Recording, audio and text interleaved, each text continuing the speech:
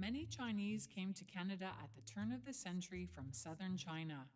They often had to work for years to pay for their ocean passage and the head tax, which was raised to $500 in 1904.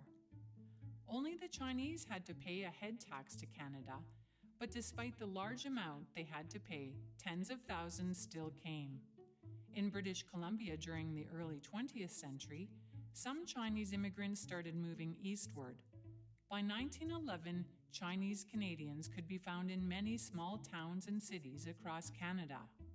Some opened cafes and laundries that required long hours of work every day.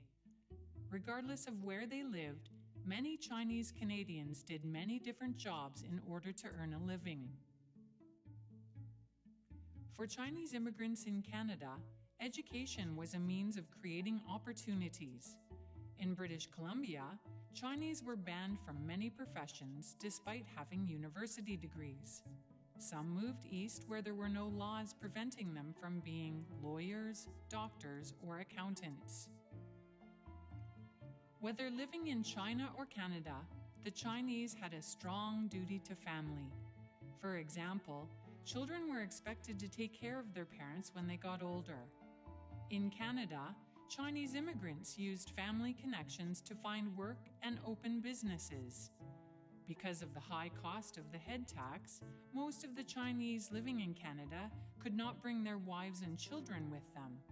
They kept in touch with their families in China by sending money and letters home. In the early 20th century, new ideas about society began to change aspects of life in China. Western fashions began to appear, and new political movements pushed for increased societal freedoms.